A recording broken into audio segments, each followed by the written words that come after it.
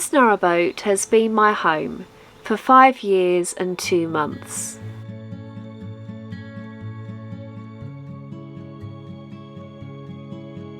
And currently I'm here in the world.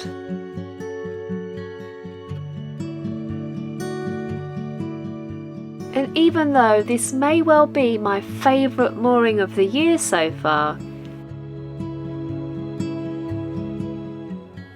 it's time to leave.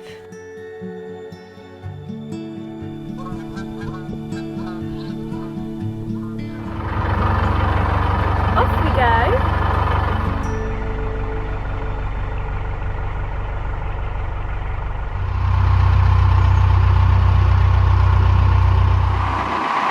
Into the first lock of the day. There's 2 locks to do today before I tick something off my canal bucket list, and then we begin our narrowboating autumn and winter adventures.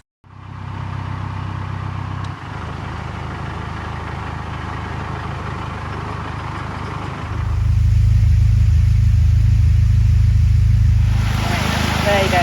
The mussels are squirting out the water at incredible rate. Oh.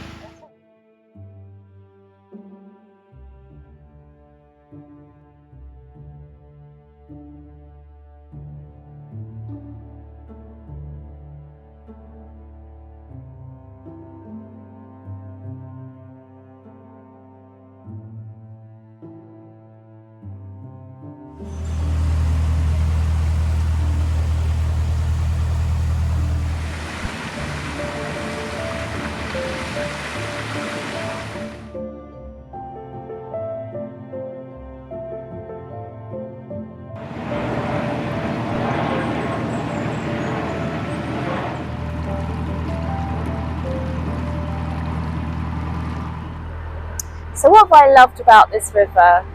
The Weaver is a very relaxing river with so many mooring spots and opportunities for week-long stays.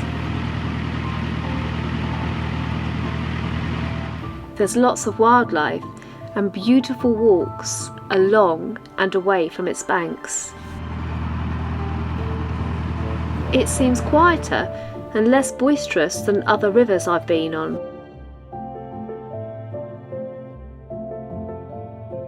And there are so many stories to uncover as you travel along it.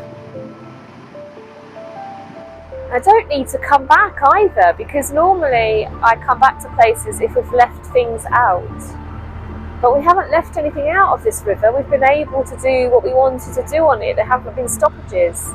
So I don't think I'm going to be returning to this river. Not for a long, long time. So what are the plans then? Once from the Trent and Mersey Canal, we're going to head towards the Bridgewater Canal, where we'll follow it to Manchester and then end up on the Rochdale, where we will spend autumn and winter tackling its 91 locks, which are squashed within its 32 miles, in order to uncover the canal's spectacular beauty. The lock keepers work really hard on these locks because they're not automatic.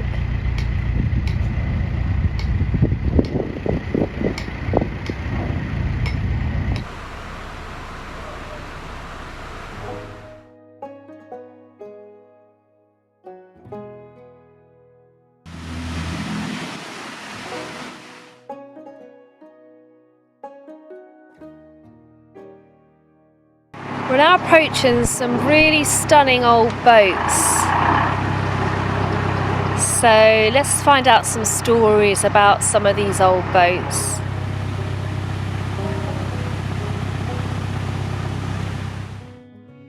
Safe Hand was the last steamship built for service on the River Mersey and carried crude vegetable oil.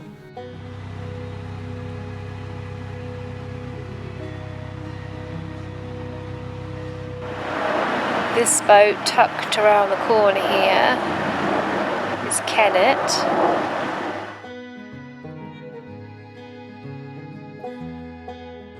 There's a narrowboat called Ilford, which is where I was brought up. I went to school in Ilford in Essex.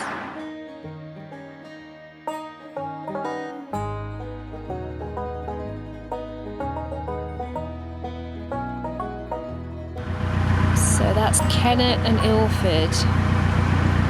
Gorgeous old boats. And then this one is called Parfield.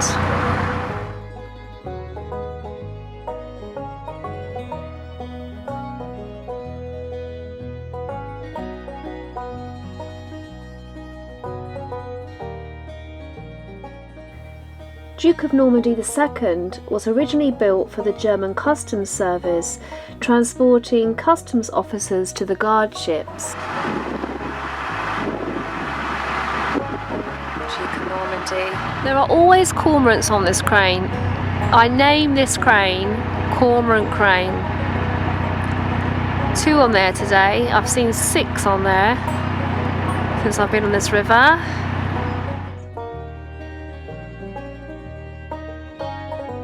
Got the trip boat ahead now. So we'll give the trip boat a nice wave and say hello to everybody on the trip boat. Hi. And there goes the trip boat.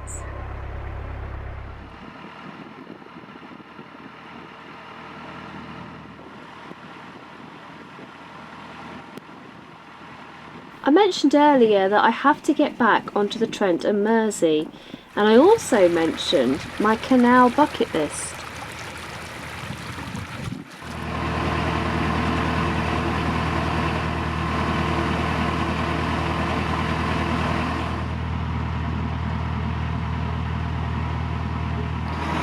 Right, we are approaching the floating pontoons that you can wait outside to go on the Anderton boat lift, and there's lots of spaces, loads of spaces. Whilst I'm sitting in Anderton Nature Reserve, it's a good time for me to compile a little list of things I would like to see across the autumn and winter in terms of nature. You need to make a list of all the things you want to do in the autumn and the winter. Is that a good idea? I need you to make a list. Yes, are you listening? Okay. A list of all the things you want to do in the autumn and winter. Yeah, not right now, but in the autumn and winter.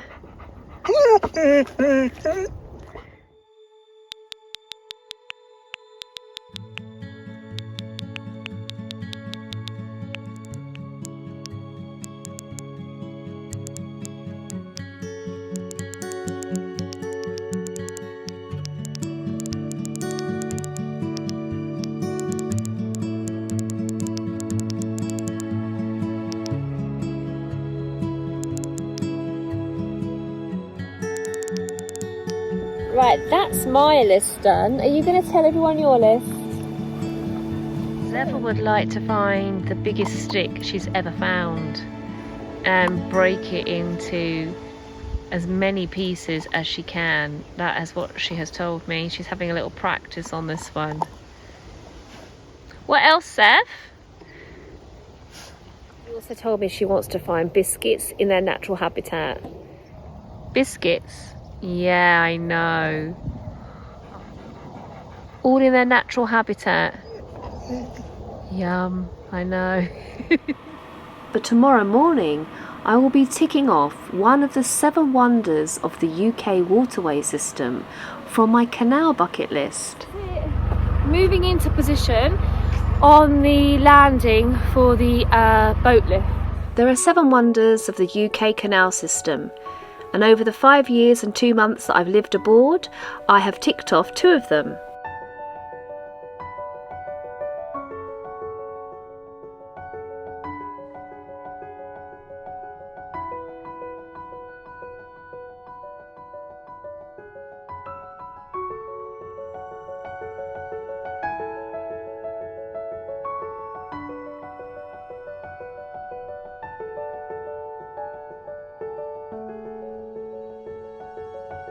So, still breathing. I think we have 7 more locks to do. But the canal wonders left to do are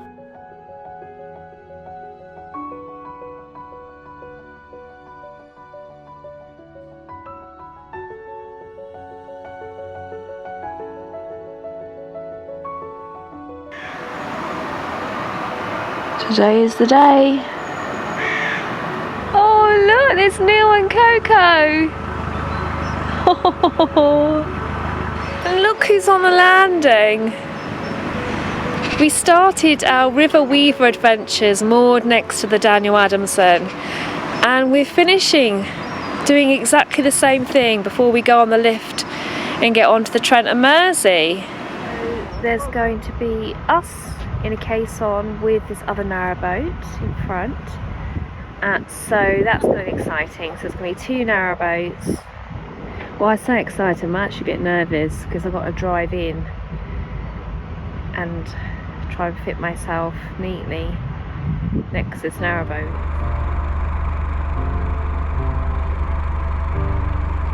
There's a crosswind which is blowing the boat in front back, so it's hard to get out, and I have a little island of weed has formed. So what I'm going to do, because there's a crosswind, is I'm going to reverse out a bit just to give myself a bit better of a chance.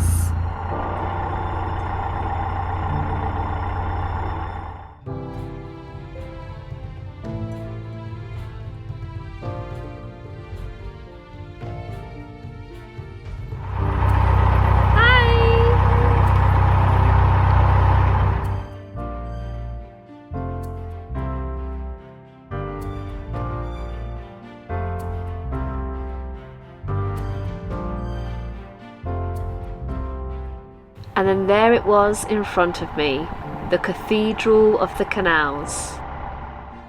One of only 2 working lift boats left, about to deliver me and my narrowboat 50 feet into the air.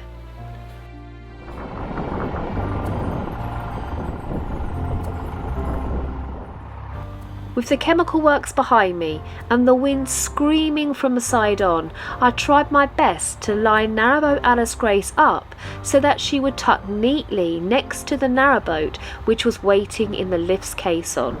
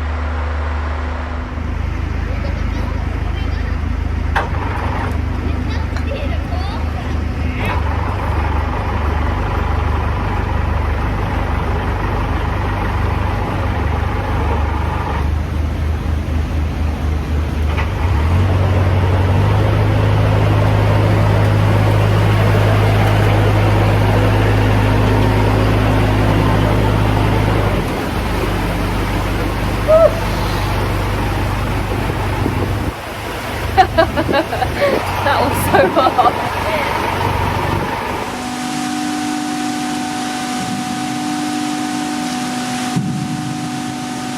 And just like that, we were locked in the lift.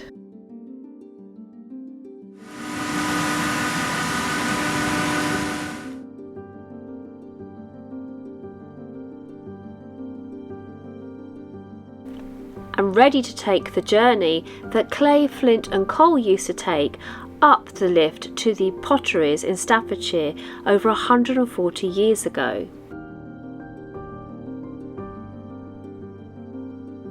While a boat above our heads waited to come down, just as finished goods used to do on work boats that wanted to come down to the river.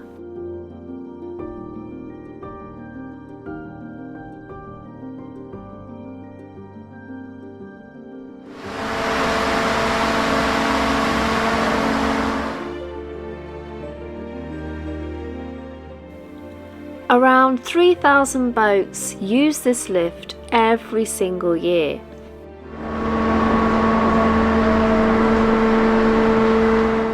Three people control the lift, and it takes about 30 minutes to complete its cycle.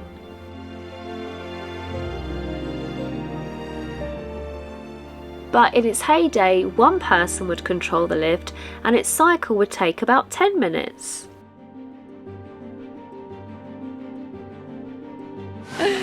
Oh,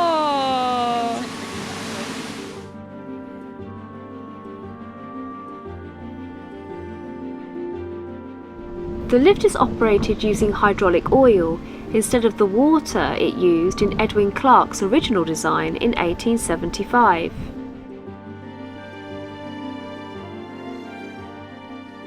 And I bet the views now are a lot greener than they were back then.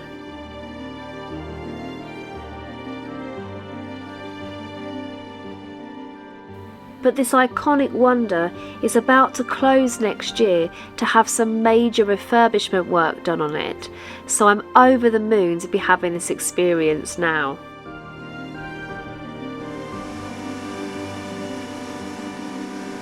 What stunning views, and I don't actually feel that scared up here. I had a little wobble, but actually it's fine.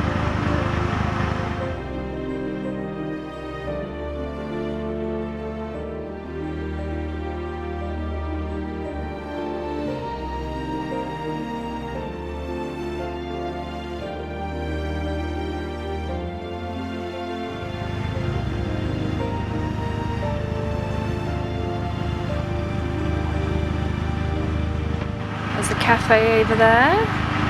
It's all really beautifully done.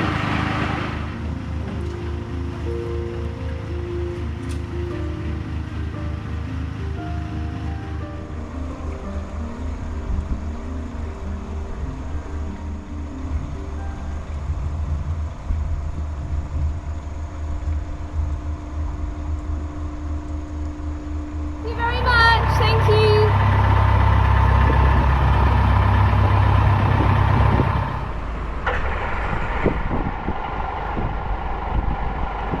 But instead of turning the boat towards Manchester, I deliberately turned the other way. Thank you! That was so exciting, like, I just feel a little bit like I've been through something there. Such good fun.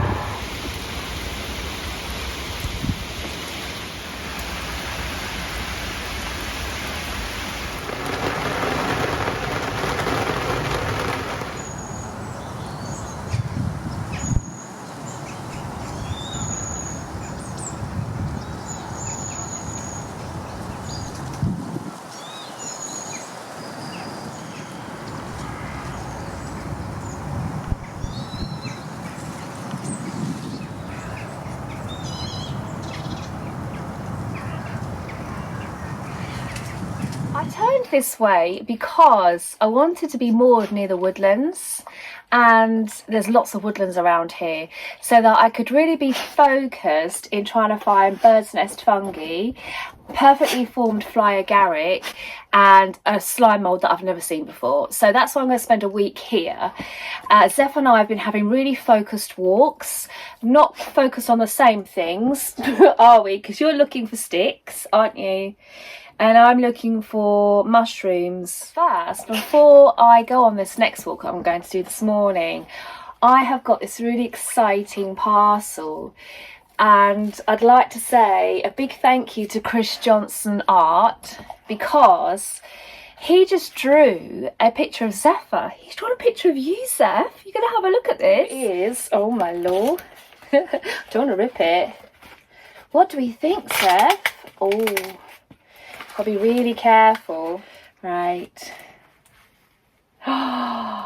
Oh my goodness. Oh my goodness, look, Zeph.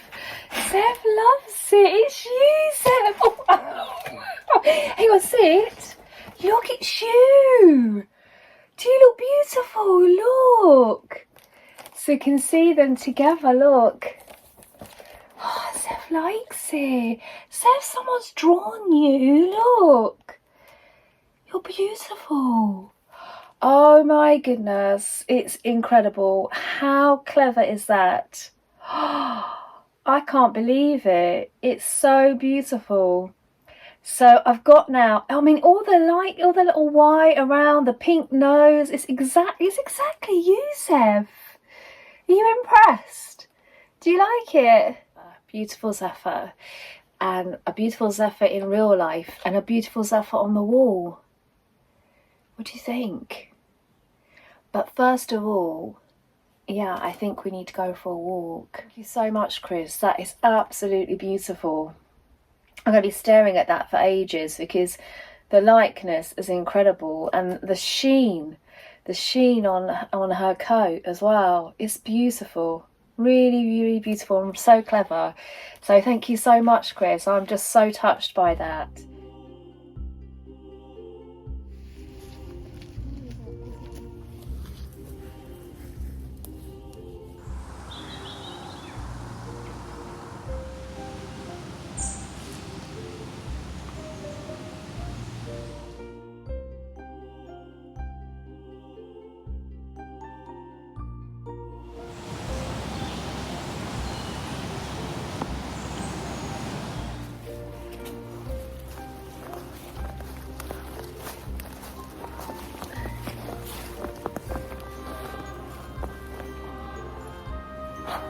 This, I think, is hairy curtain crest. Common stump bristle stem. All the way. The colour of them is beautiful.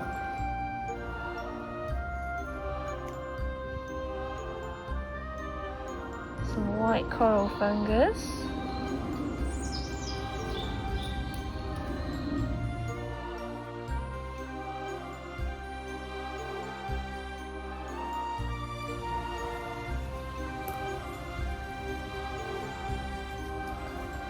I've not filmed this mushroom before. It's porcelain, and it's just growing underneath this fallen tree.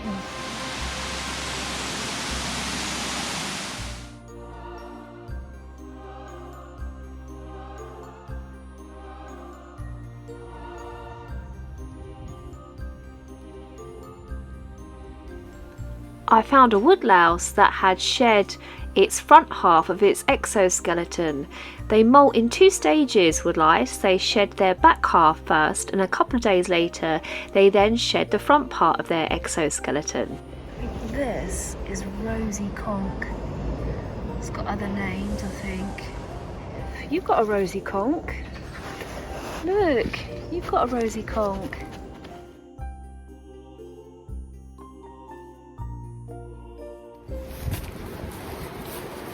I didn't see bird's nest fungi or fly agaric or a new slime mould actually, but it was such good fun. I think now it's time for a cup of tea.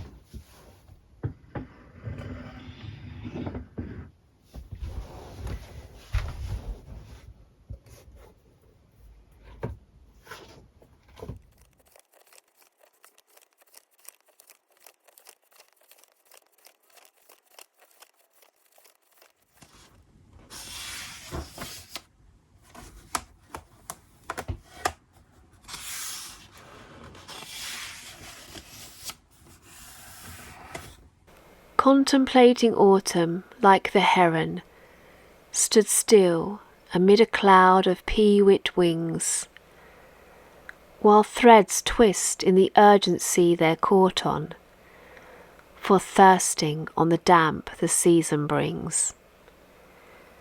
A time to scurry low and shed the summer, hibernate till spring returns once more, Or find a way to relish every hour, like fruit that spurts its art in gill and spore. Plan like Jay to use the time for sowing seeds that may or may not sprout a tree. Walk the pace of autumn in its slowing, and revel in each fresh discovery.